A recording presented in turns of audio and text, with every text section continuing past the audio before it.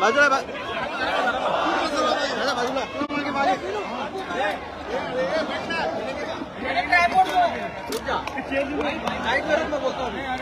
Deepak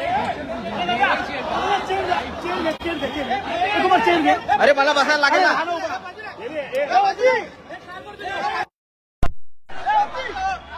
sir बाजूला जाऊ ना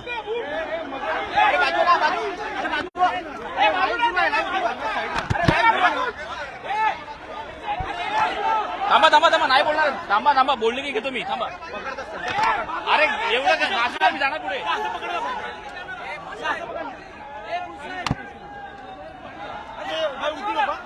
काय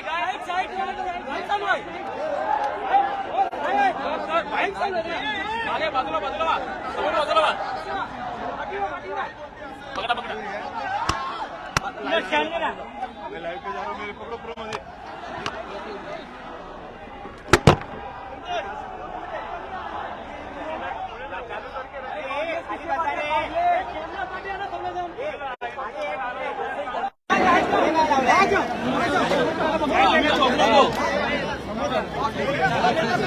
जाऊ द्या जाऊ द्या 1 मिनिट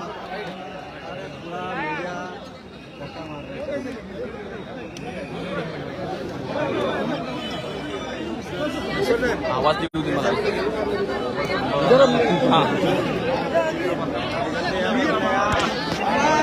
मला साहेब साहेब थोडं मागे साहेब थोडं मागे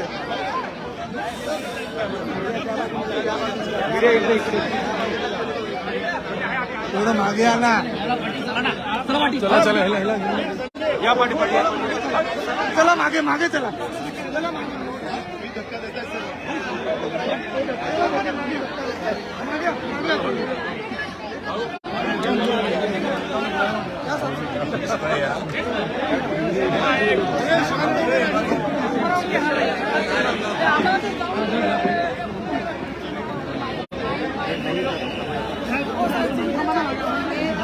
मीडियामध्ये ढकलतात सर्वांना सांगतात की आम्ही ढकलतो कार्यकर्ते कोणी ढकलणार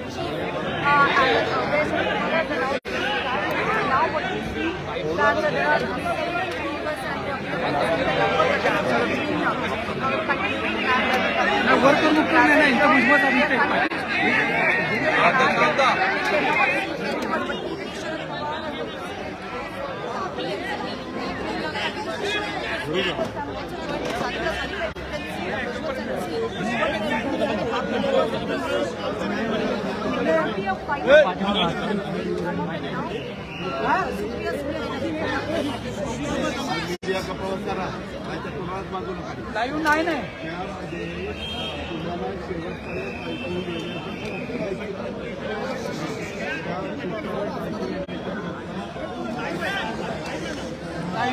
लाईव्ह नाही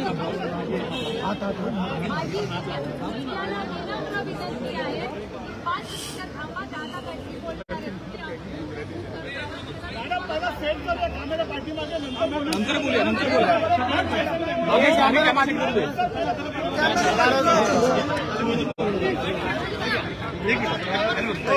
सर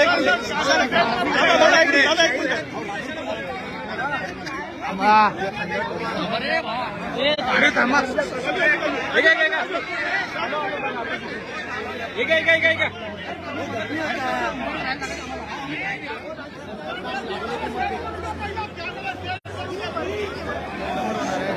खाली जाऊ दे खाली जाऊ दे खाली जाऊ दे खाली जाऊ दे खाली जाऊ दे हा ठीक आहे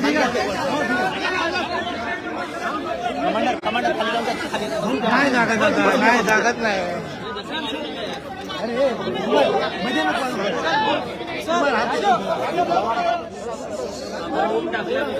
बोला सर बोला तुम्ही हम यार अरे तुम्ही लक्ष बैठो ना सगळे कार्यकर्ते साहेबांच्या प्रेमाखातर आलेले होते आपल्या सगळ्यांच्या सहित आल्यानंतर कुणाच्याच लक्षात आलं नाही की असं काहीतरी पवारसाहेब बोलतील तो सगळ्यांना एक प्रकारचा शॉक होता तो बसल्यानंतर साहेब बराच वेळ आपल्या सगळ्यांच्या सहवासात थांबले नंतर पवारसाहेब हे सिल्वर ओकला गेले. त्याच्यानंतर आम्ही काही लोक वर बसलो.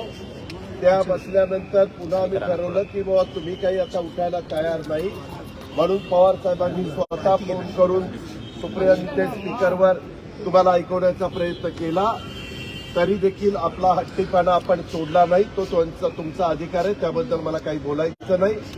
त्याच्यानंतर आम्ही काही जण त्याच्यात विद्या चव्हाण असतील, वंदना चव्हाण असतील किंवा बाकीचे सगळे अनेक, भुजबळ साहेब होते, दिलीप वळसे पाटील होते, सुनील तटकरे होते, धनंजय मुंडे होते, रोहित पवार होते, चेतन तुपे होते, प्रफुल्ल पटेल होते, त्याच्यामध्ये अशोक पवार होते, शेखर निकम होते, असे बरेच जण, जितेंद्र आव्हाड होते. आम्ही सगळेजण, आम्हाला माहिती नाही, जो तो आपापल्या परीनं सिल्वर ओकला गेला. सिल्वर ओकला नंतर आम्ही सगळ्यांनी पवार साहेबांना सांगितलं की पवार साहेब, सगळ्या महाराष्ट्राची आणि सगळ्या कार्यकर्त्यांची तशा प्रकारची इच्छा आहे. साहेबांनी सांगितलं की मी निरोप दिलेला, कारण ते सगळं हे लाईव्ह चाललंय बरं का, तुम्ही जे घोषणा देताय ते तिथं साहेब टीव्हीवर बघतायत चॅनलला, आणि लाईव्ह चाललंय. मग त्यांनी मला, रोहितला आणि भुजबळ साहेबांना सांगितलं, सुप्रियाशी काही गोष्टी ते फोनवर बोलले आणि त्यांनी सांगितलं की तुम्ही आता तिथं जाऊन माझा निरोप द्या. ते म्हणाले की मला माझा निर्णय आता मी दिलेला आहे, परंतु तुमच्या सगळ्यांच्या आग्रहाखातर मला विचार करायला 2 ते 3 दिवस लागतील. 2 ते 3 दिवस द्या.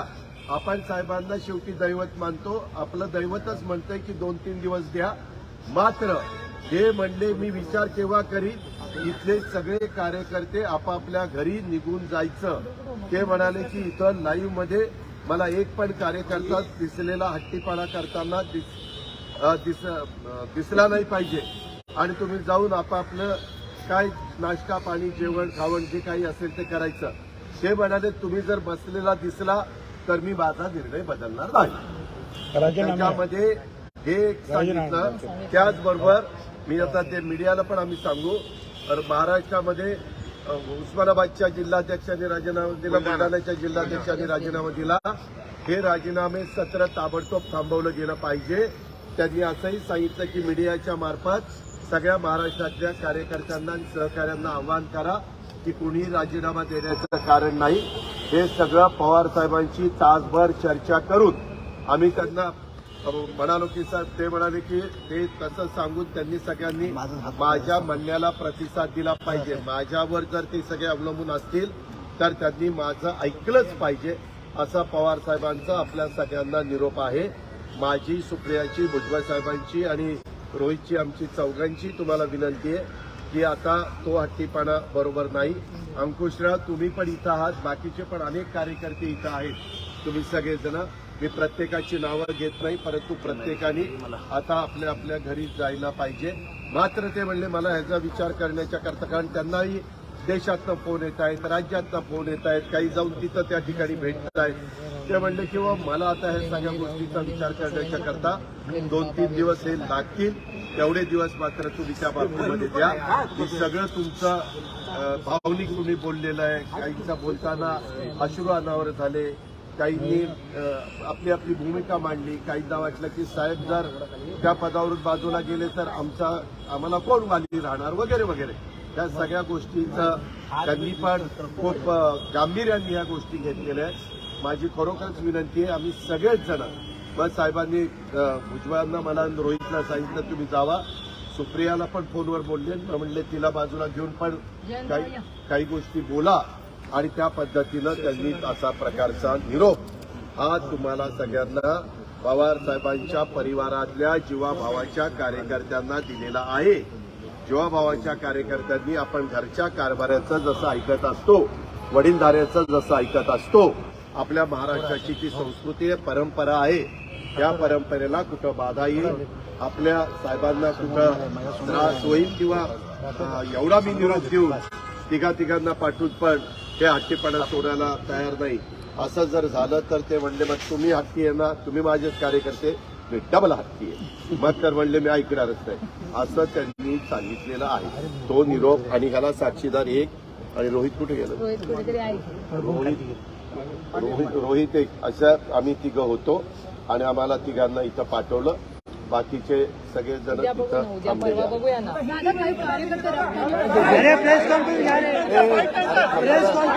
बाबा जो तुम्ही थांबा ना, आमच्या कार्यकर्त्यांशी बोलू. ज्यांच्या जीवावर आम्ही आहोत त्यांच्याशी तर बोलू द्या. काय मला कळतच माझी नाही. सगळ्यांना विनंती आहे, दादा परत जाऊन आलाय. 2-3 दिवस साहेबांना विचार करायचा तर अधिकार आहे का नाही? मग माझी विनंती राहील सगळ्यांना. ओके, दादा एवढी निरोप. हा, बघूया ना, 2 दिवस तर द्या साहेबांना.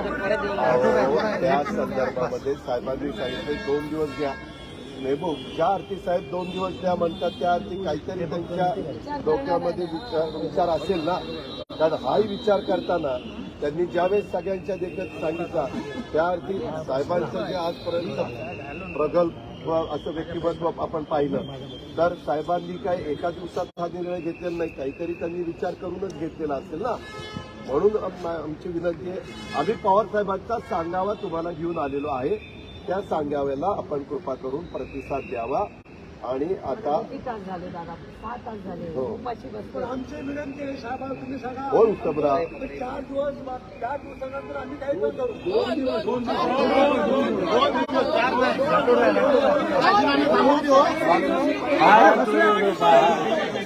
आम्हाला साहेबांनी उत्तमराव साहेबांनी बोलत असताना मला विचार करायला 2 ते 3 दिवस द्या असं बोललेले आहे. आता त्यांनी तसं बोलल्यानंतर आम्ही म्हणणार नाही साहेब 2-3 दिवस जास्त होत आहेत बरं का, 2-3 तास घ्या असं आम्ही बोलू शकत नाही. तिसऱ्या दिवशी आम्ही पुन्हा उपोषण बसू. तिसऱ्या दिवशी आता हे सांगितलेलं मी त्यांना सांगितलं.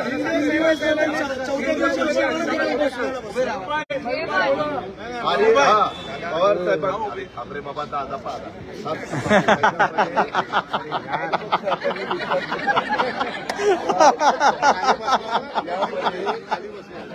साहेबांनी गेल्यानंतर दुपारी जो त्यांचा आहार असतो लिक्विड घेतात ते घेतलं.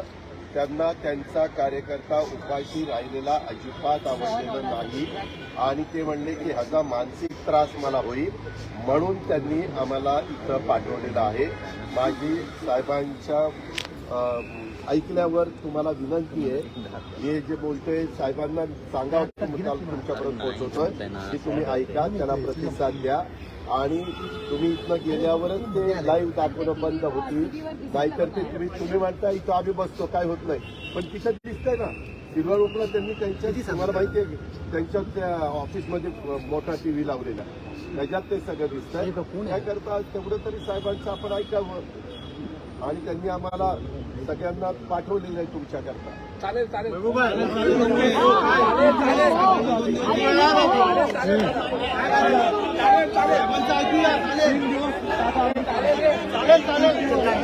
2-3 दिवस थांबूया साहेबांचं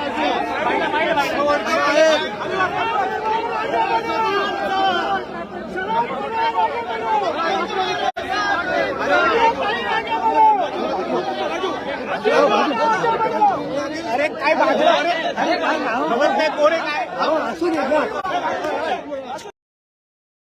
प्रफुल्ल पटेल होते, दिलीप वळसे पाटील होते, त्याच्यामध्ये जितेंद्र आव्हाड, धनंजय मुंडे, विद्याताई चव्हाण, वंदनाताई चव्हाण, रोहित पवार, चेतन तुपे, शेखर निकम, अशोक पवार असे अनेक मान्यवर तिथं जमलेले होते.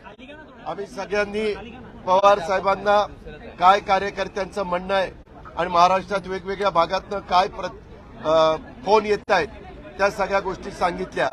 ते ऐकून घेतल्यानंतर पवार साहेबांनी आम्हाला सांगितलं की मी आता तुमचं आणि यशवंतराव चव्हाण सभागृहामध्ये जे काही वायसी सेंटरला कार्यकर्त्यांनी सांगितलेलं सगळं ऐकून घेतलेलं आहे. मला त्याच्याबद्दल विचार करण्याच्या करता 2 ते 3 दिवस द्या. मी तो विचार 2 ते 3 दिवसामध्ये करतो आणि नंतर माझी भूमिका स्पष्ट त्या ठिकाणी सांगतो. परंतु तोपर्यंत इथं बसणाऱ्या सगळ्या कार्यकर्त्यांनी उठलं पाहिजे. त्यांनी जे काही नाश्ता पाणी किंवा जेवण करायचं असेल ते केलं पाहिजे. अजिबात कुणी त्या बाबतीमध्ये उपाशी पोटी राहण्याचं कारण नाही. हे त्यांनी पण माझं ऐकलं पाहिजे. मी ज्यावेळेस त्यांचा ऐकण्याचा विचार करतो त्यावेळेस त्यांनी पण माझं ऐकलं तरच मी याबद्दलचा विचार करीन। आणि महाराष्ट्रातनं समजा उस्मानाबाद जिल्हा अध्यक्षांनी तसंच बुलढाणा जिल्हा अध्यक्ष राष्ट्रवादीचे तसंच आमदार अनिल भाईदास पाटील अशा काही लोकांचे राजीनामे दिले असं त्यांनी जाहीर केलेलं आहे। पवार साहेबांनी सांगितलं की अजिबात कुठल्याही राष्ट्रवादी काँग्रेस पार्टीच्या जिल्हा अध्यक्षांनी, युवक अध्यक्षांनी, महिला अध्यक्षांनी, कुठल्याही पदाधिकाऱ्यांनी राजीनामा देण्याचं कारण नाही। राजीनामा त्यांनी देता कामा नये। त्यांनी जर राजीनामा दिला तर ते मला वाईट वाटेल आणि आमदारांनी, खासदारांनी पण कुठलाही राजीनामा देण्याचं कारण नाही। या सगळ्या गोष्टीच्या करता 2-3 दिवस द्या। त्याच्यामुळं हे आव्हान मी साहेबांच्या वतीनं या मीडियाच्या माध्यमातून महाराष्ट्रामध्ये कानाकोपऱ्यामध्ये असणाऱ्या लाखो राष्ट्रवादी काँग्रेस पक्षाच्या कार्यकर्त्यांना, पदाधिकाऱ्यांना, सहकाऱ्यांना त्या ठिकाणी करतो। आणि अजूनही तिथं काही जण बसलेले आहेत, चर्चा वेगवेगळ्या चालू आहेत। साहेब सगळ्यांचं ऐकून घेत आहेत आणि साहेबांनी मात्र सांगितलं मला सगळं ऐकून घेतल्यावर 2 ते 3 दिवस लागतील। देशाच्याही वेगवेगळ्या भागातनं जिथं राष्ट्रवादी काँग्रेस पक्षाचे पदाधिकारी आहेत, जिथं राष्ट्रवादी काँग्रेस पक्षाचे सहकारी आहेत, त्यांचेही फोन येत आहेत आणि इतर वेगवेगळ्या मान्यवरांचे म्हणजे पवार साहेबांचा राजकीय जीवनामध्ये काम करत असताना पवार साहेबांनी 78 सालापासून पहिल्यांदा मुख्यमंत्री झाल्यानंतर नेहमीच सर्व वेगवेगळ्या राजकीय पक्षांच्या नेत्यांना आपलंसं करण्याचं काम केलेलं आहे। त्याच्यामुळे वेगवेगळ्या राजकीय पक्षांच्या नेत्यांचे पण देशभरातनं त्यांच्याशी संपर्क साधतायत, फोन करतायत। आमच्या देखत पण अनेकांचे फोन आले, परंतु त्यावेळेस त्यांनी सांगितलं की सध्या काही माझे सहकारी इथं समोर बसलेले आहेत आणि त्याच्यामुळं आपण उशिरा याबद्दल बोलू। तुम्ही माझ्याशी संध्याकाळी 7-7:30च्या नंतर फोन करा असं त्यांनी अनेकांचे वेगवेगळ्या राज्याच्या नेत्यांचे आणि दिल्लीतनं फोन येत असताना त्यांना सांगण्याचं काम पवारसाहेब करत होते। मात्र साहेबांनी सगळ्यांना कुठलंही टोकाचं पाऊल कार्यकर्त्यांनी उचलता कामा नये। कुठंही ज्याच्यातनं पवार साहेबांना वाईट वाटेल, पवार साहेबांना दुःख होईल अशा पद्धतीचा काम पदाधिकाऱ्यांनी, कार्यकर्त्यांनी, सहकाऱ्यांनी करता कामा नये हा निरोप पवार साहेबांनी दिलेला आहे। म्हणून माझी पण तुम्हाला विनंती आहे की आपण आपलं दैवत असणाऱ्या साहेबांना 2 ते 3 दिवस दिले पाहिजेत। तो साहेबांचा हक्क आहे, अधिकार आहे आणि आपण तशा पद्धतीनं वागलं पाहिजे।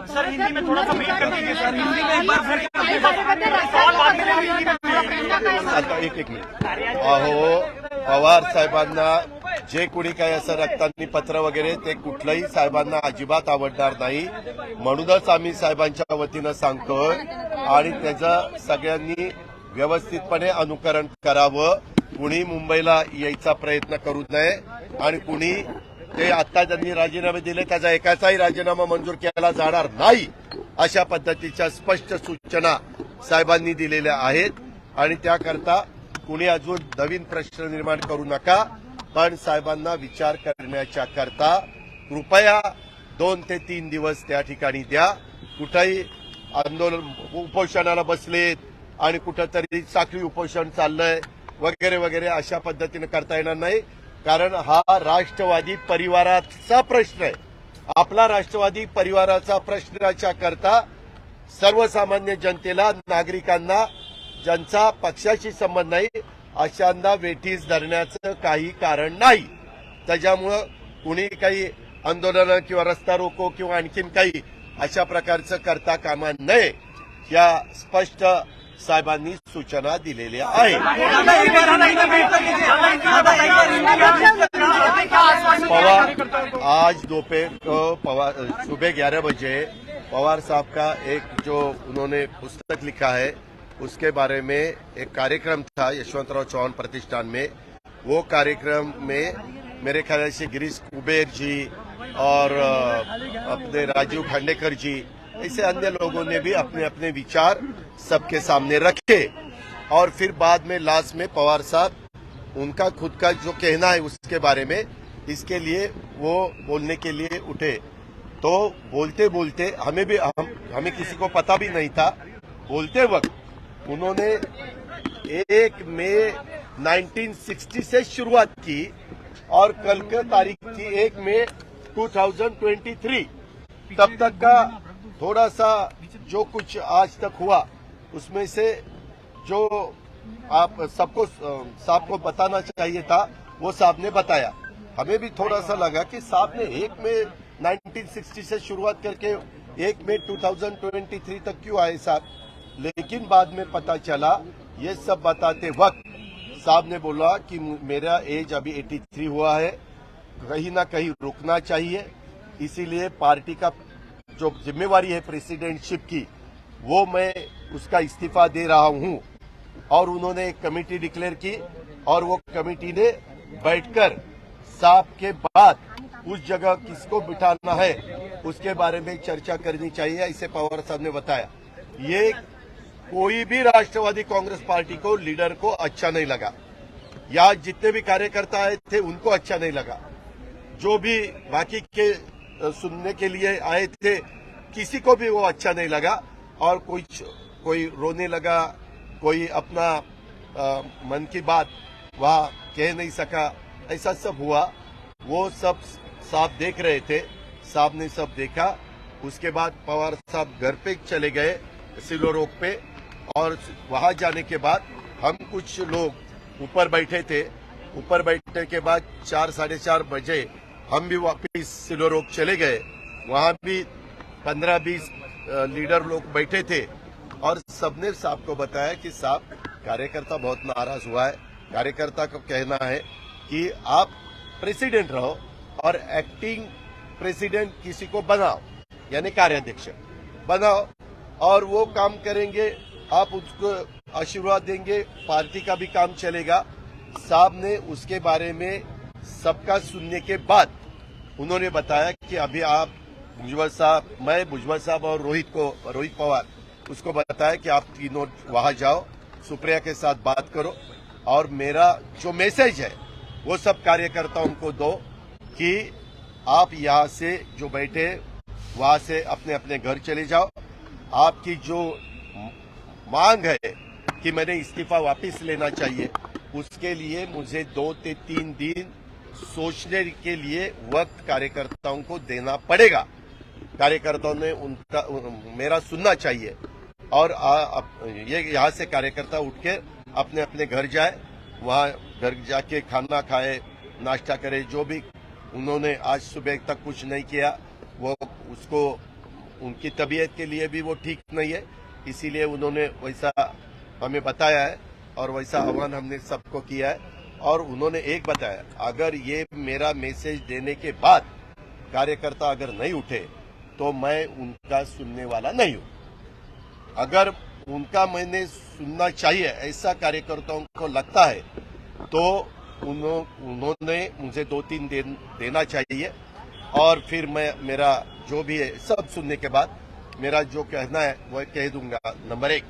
नंबर 2, अलग अलग डिस्ट्रिक्ट से हमारे पार्टी के प्रेसिडेंट हो, हमारे एमएलएज हो, हमारे एमपीज हो, ऐसे बहुत से कार्यकर्ताओं रिजाइन करना शुरू किया है। उन्होंने कहा कि ये तुरंत बंद कर दो, किसी ने भी इस्तीफा देने की जरूरत नहीं।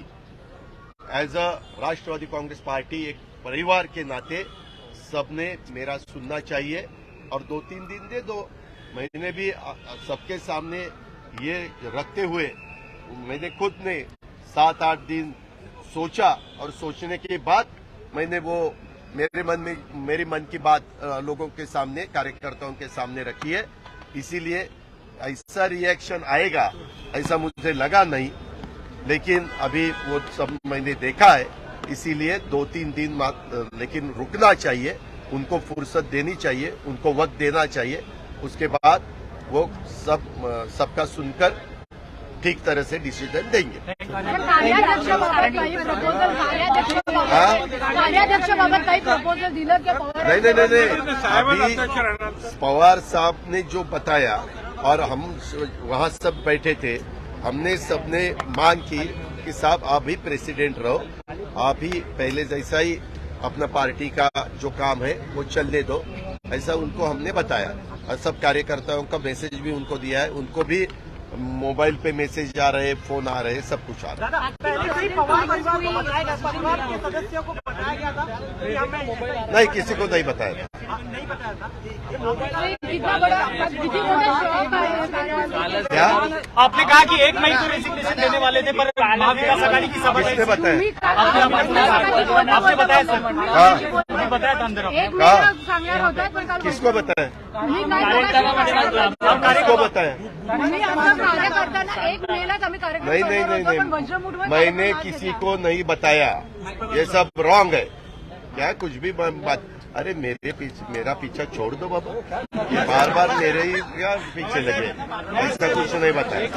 कुटुंबाला पण एक हुआ है, 1 तारीख को पहला ये कार्यक्रम था, 1 के बाद हमारे सब एमएलएज है, अपने को हमारे फ्लैग होस्टिंग रहता है महाराष्ट्र दिन का, कामगार दिन का, इसीलिए कुछ एमएलए ने पवार साहब को कांटेक्ट किया कि साहब हमें तो एक ही मौका मिलता है, 15 अगस्त को हम हमारे कॉन्स्टिट्यूशन में फ्लैग होस्टिंग नहीं कर सकते, 26 जनवरी को नहीं कर सकते, खाली हमें 1 मई को करने का मौका मिलता है।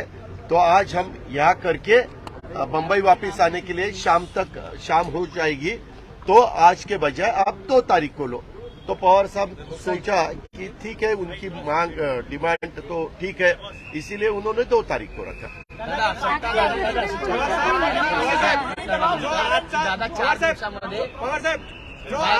सब कुछ हे आता कितीदा सांगितलं तुम्हाला, मी राष्ट्रवादी सोडणार नाही, कितीदा 50 वेळा तेच सांगू काय? दुसरे कुणी काही चर्चा करत असले तर त्या चर्चेला किंमत देऊ नका। अगं बाई, नाही चर्चा झाली, आम्ही त्यांना राजीनामा मागे घ्यायला सांगतो, त्यावेळेस त्यांना तुम्ही अध्यक्ष राहा आणि ऍक्टिंग प्रेसिडेंट कुणाला तरी तुमची इच्छा असेल तर आपण ऍक्टिंग प्रेसिडेंट करू, असं आम्ही विनंती केली।